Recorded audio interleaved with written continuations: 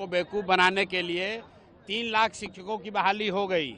उसमें ज़्यादातर बिहार के बाहर के लोगों का हो गया। क्यों हुआ? क्योंकि 2023 में नीतीश कुमार ने डोमिसाइल नीति बदला। इसलिए बदला कि 24 में लोकसभा का इलेक्शन था। देश भर में प्रधानमंत्री बनने के लालच में बिहार के युवाओं का नौकरी छीनकर दूसरे राज्य के युवाओं को नौकरी दे दिए। अब बिहार में विधानसभा चुनाव है तो कह रहा है कि TRE 4 में डोमिसाइल का चेंज किया जाएगा। ये भी नहीं बताया गया है कि कितना % बिहार के लोग रहेंगे। अगर TRE 4 में डोमिसाइल लागू हो रहा है तो 100% सिर्फ और सिर्फ बिहार के लड़कों को ही नौकरी मिलना चाहिए। और हम लोग दूसरी बात बिहार के युवाओं को ये समझना है कि एक जन सुराज के खड़ा होने से, एक विकल्प आने से 400 रुपया का पेंशन बढ़ के 1100 हो गया। रसोईया का सैलरी दुगना हो गया। डोमिसाइल पर सरकार ने नीति बदल दिया।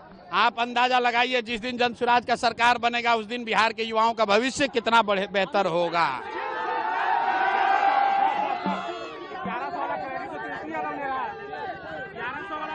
अरे भाई सुनिए, ऐसा है, क्रेडिट कोई भी ले, बिहार का एक एक आदमी जानता है कि 20 बरिस से यहाँ पर बुजुर्गों को, दिव्यांगों को, विधवाओं को 400 रुपया मिल रहा था।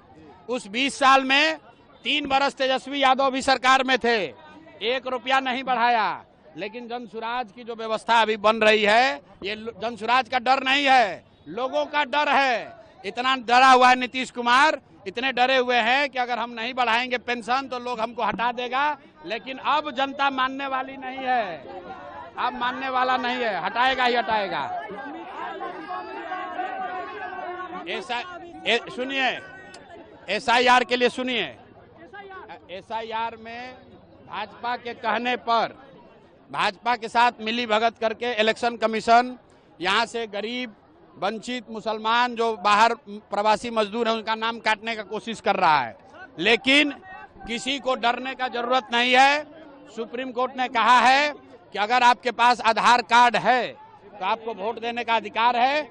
इलेक्शन कमीशन, किसी का नागरिकता तय करने का अधिकार इलेक्शन कमीशन के पास नहीं है। ये सुप्रीम कोर्ट का रूलिंग है, इसलिए किसी को डरने की जरूरत नहीं है। सब भाई मिलकर वोट सबको देना है। और दूसरी बात, अगर 10-20 को नाम कट भी जाएगा तो भी मैं भाजपा को ये बताना चाह रहा हूं कि जितने लोगों का नाम रह जाएगा वही तुमको हराने के लिए काफी है।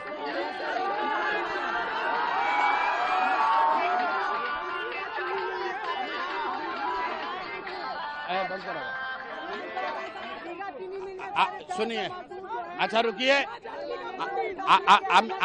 अमित शाह आ रहे, अमित शाह, रुको यार, अमित शाह आ रहे हैं तो अरे सुनो, अमित शाह, मोदी और राहुल गांधी, आप सबको ये पूछना है कि चुनाव के अलावा अगर अमित शाह, राहुल गांधी और मोदी एक रात भी बिहार में बिताए हों चुनाव के बाहर तो हमको बता दीजिए। ये लोग दिल्ली में बैठकर बिहारियों को गाली देते हैं। अमित शाह आएंगे तो हमारी ओर से, जनता की ओर से, बिहार के युवाओं से सवाल है अमित शाह को कि महाराष्ट्र में भाजपा की सरकार है और बिहार के बच्चों को, हिंदी भाषियों को महाराष्ट्रियों ने मारा है, वहां पर वहां के लंपन एलिमेंट ने, अमित शाह ने उस पर बयान क्यों नहीं दिया? और अगर बिहार के बच्चे महाराष्ट्र में मारे गए उस समय आप मुंह नहीं खोल रहे थे और यहाँ वोट लेने के लिए आकर सीतामढ़ी में भाषण दीजिएगा तो कोई मानने वाला नहीं है।